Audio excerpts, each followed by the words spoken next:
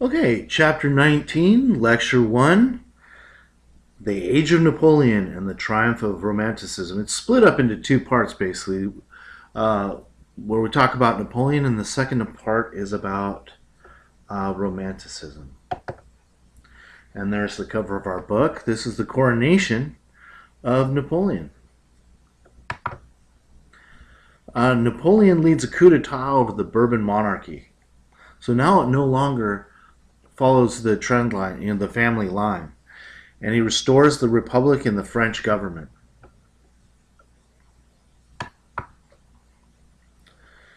Early in the military, Napoleon's armies take over Italy and Switzerland, defeating Austria and Sardinian armies.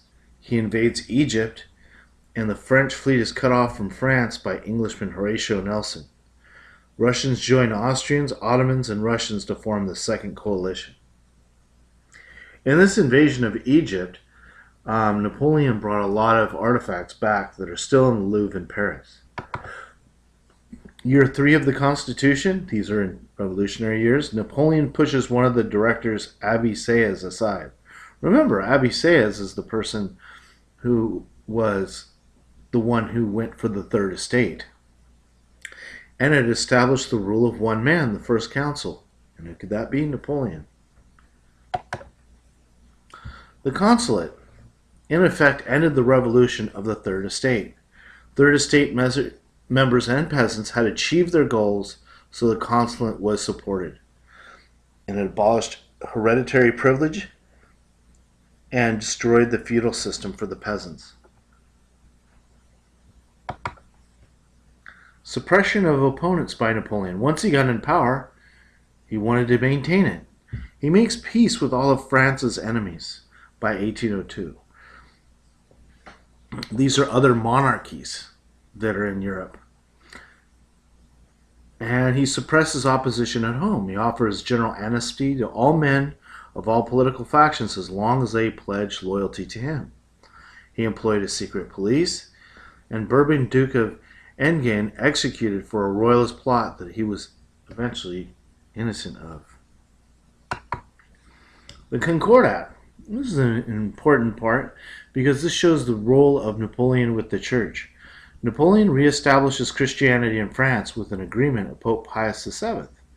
But what does the church give up? But still, the state had authority over the church through the Organic Articles of 1802, which is known as the Concordat. The Napoleonic Code is another one. It safeguarded all forms of property. Enlightenment ideals is what he's bringing into his program. Conservative attitudes towards women and labor remained. Property was distributed among all children, not just the firstborn, both male and female. Women needed husbands' consent to dispose of property. So while he did incorporate some Enlightenment themes, his ideas of liberty and equality for women were not there yet.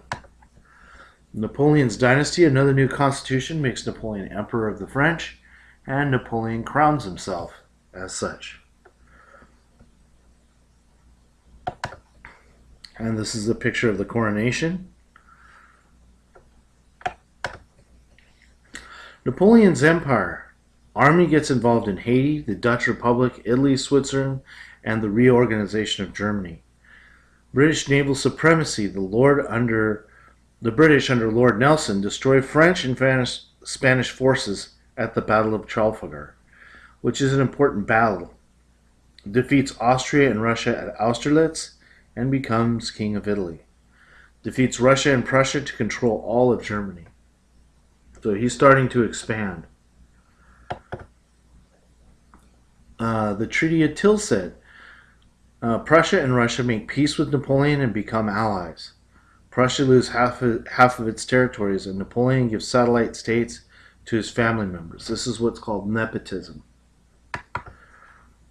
And as you can see here, here's Napoleon and another European leader carving up different areas of influence. There's a picture of Napoleon. The continental system is Napoleon wanted to cut off Britain from the main European continent through an embargo. So the Milan Decree of 1807 attempted to stop neutral nations from trading with Britain. The plan fails because of British control of the seas, so it was hard to stop trade when the British were a strong naval force. The tariff policies favor France, cause resentment of foreign merchants, a system not enforced, and leads eventually to Napoleon's downfall.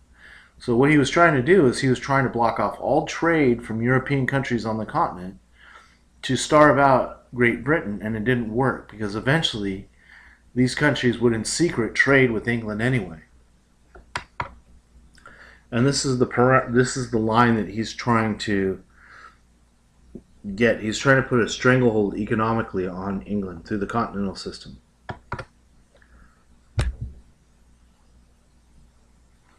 German nationalism and Prussian reform. Many German nationalists wanted a united German state without Napoleon. They did not want, French culture to be, shoved down their throat. Prussia abolished serfdom, and the Junker nobility still owns most of the land, many landless laborers. It attempted to increase the military through reforms. It abolished inhumane military punishments, opened officer corps to commoners, and promotions based on merit. So these are kind of watching the Enlightenment's ideas filter down. The Spanish and Austrian Wars of Liberation. Spain, Napoleon's brother Joseph is on the throne. The peasants and the clergy rebel. Spanish guerrilla forces and English army under Duke Wellington hasten Napoleon's defeat. Austria is defeated at the Battle of Wagram. Napoleon divorces his wife Josephine and marries Austrian Archduchess Mary Louise. This is a picture by Goya showing that. So disaster for Napoleon and Russia. War with Austria, the annexation of Holland, and the marriage of Mary Louise angered Alexander of Russia. So in the invasion of Russia, Russia's scorched earth policy, destroying food and supplies and then retreating, erodes Napoleon's grand army. And of course, in the Russian winter, an army travels on its stomach. So as people are deserting their villages, they're burning their homes down, so there's nothing for the soldiers to eat.